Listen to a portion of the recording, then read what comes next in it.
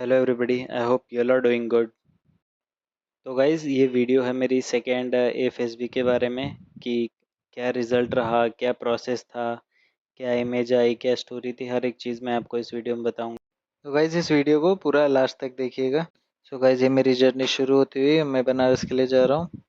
And then मैं बनारस पहुँच गया स्टेशन पे रात को, सैटरडे को। And yes guys, this was the room in which I stayed in. तो ये मेरे पूरे रूम का टूर है। एंड गाइस, ये मेरा luggage and I was about to go for the SSB. ये सुबह की क्लिप है।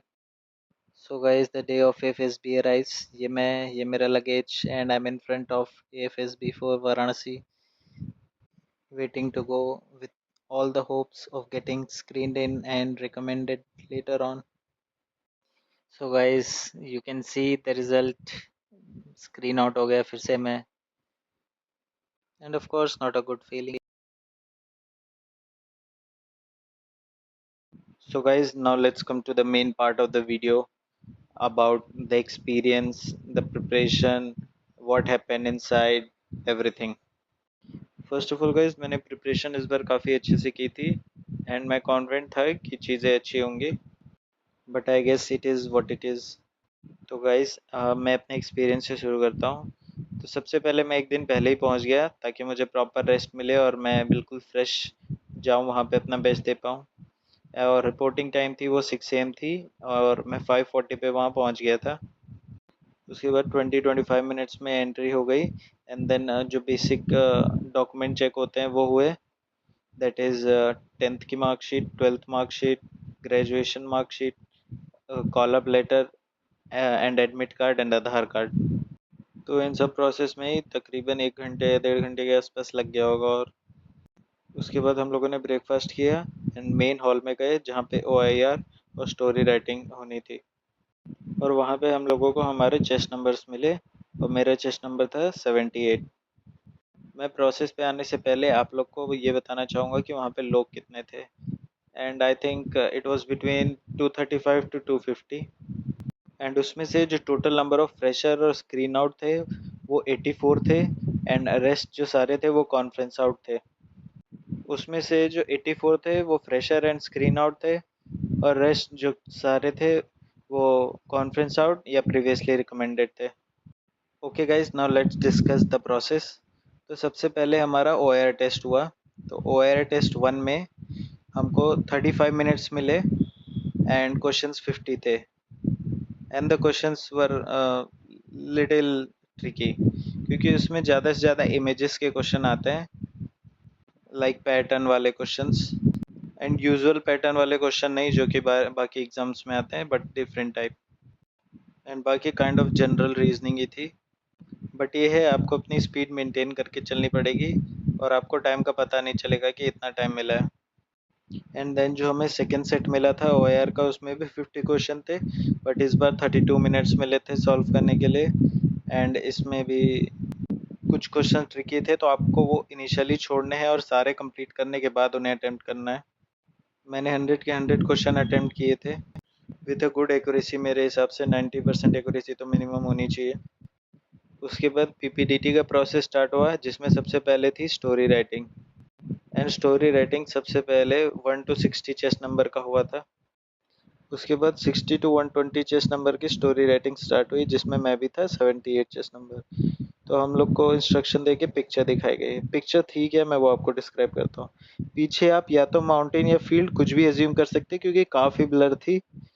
और आगे 3 लोग थे एंड उसमें से 2 मैन थे, एक थोड़ी कम एज का था, बाकी एक बड़ा था। तीसरा मैन भी हो सकता है, वुमेन मैं अनश्योर था बट मैंने मैन अज्यूम किया था। और उसमें से जो एक आदमी था उसके हाथ में फ़ोन था, वो कान पे लगाया था। एंड उन तीनों का एक्सप्रेशन शॉक या पैनिक टाइप का था। स्टार्टिंग के 10-15 सेकंड तो समझ ही नहीं आया कि क्या स्टोरी लिखूं। फिर मैंने स्टोरी लिखना चालू किया और फायर लग गई एंड लोगों को बचाया। इसके अराउंड मैंने स्टोरी बताई।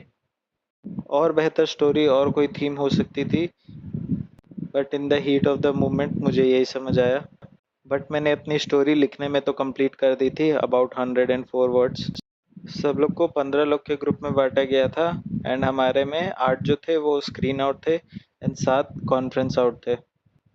तो स्टोरी राइटिंग और नरेशन के बीच में 15 मिनट का गैप होता है। हमें वहाँ हॉल तक ले जाते हैं, पहले 15 लोग के ग्रुप में खड़ा करते हैं एंड देन एक एक ग्रुप करके अंदर जाता रहता है। वो जो ऊपर मैंने डॉट डॉट वाला स्ट्रक्चर बनाया है, हम लोग ऐसे ही सेमी सर्कल में बैठते हैं एंड 3 असेसर जो रहते हैं वो हमारे सामने बैठते हैं। मैं ऐसे ही राइट से थर्ड पोजीशन पे था जो मैंने सर्कल किया है। एंड जो नरेशन की स्टार्ट है वो हमारी साइड से हुई थी। तो पहले 2 लोगों ने नरेशन दिया, फिर मैंने नरेशन दिया। तो मैं आप लोग को अपने नरेशन के साथ ही स्टोरी बताता हूँ कि मैंने स्टोरी क्या लिखी थी। Well, friends, in this picture, I perceive three characters. One is 24-year-old, and the other two are between age 34 to 36. And the mood of the picture is panic. The protagonist of my story is Aman, a 24-year-old guy who works in an MNC. One day, while coming back from his office, he saw fire broke out in the building, and there were people outside the building who were shocked and panicking.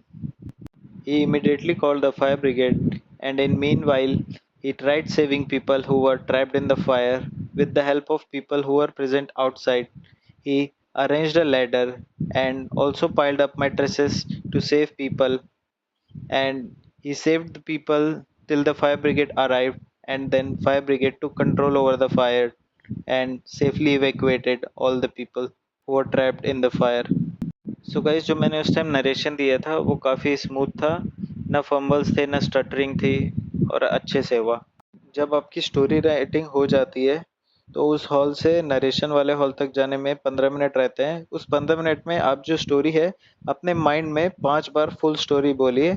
1-2 बार गलती होगी, फिर आप last में full story सही बोल लेंगे mind में, और जो माइंड में रहेगा वो आपके वर्ड्स में भी आएगा लेटर ऑन। एंड इससे आप अपना नरेशन और स्मूथ एंड बेटर कर पाएंगे। एंड जैसे ही सारे लोग का नरेशन खत्म होता है, इंस्टेंटली जीडी स्टार्ट हो जाती है। एंड आई थिंक मेरे सिलेक्शन का जो प्लॉट ट्विस्ट है वो जीडी ही है। जीडी में हमारे ग्रुप में पूरी भसड़ मची, स्टार्टिंग से अंत तक भसड़ रही। सेंटर में 4 लोग बैठे थे, पांच उन चारों पांचों का ग्रुप था और वो चारों पांचों एक दूसरे को आर्गुमेंट दे के सपोर्ट कर रहे थे।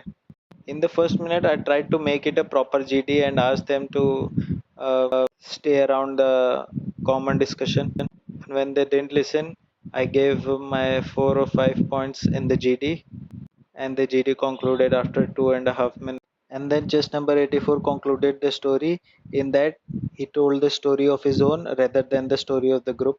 And yes, giving conclusion in GD doesn't guarantee you getting screened in, because the person who gave conclusion didn't get screened in. And when the results were announced, there were 2 members from our group who got screened in. I was disappointed with the fact that I didn't got screened in, and I thought I executed my 100%, but sometimes your 100% is also not enough. Then after the result, they kept us seated for 1.5 to 2 hours, and then they allowed us to go. And yes, guys, one piece of advice from my side would be try to stay happy while SSB preparation and on the SSB day, as your happiness will be reflected in your confidence. It will eventually help you to do better.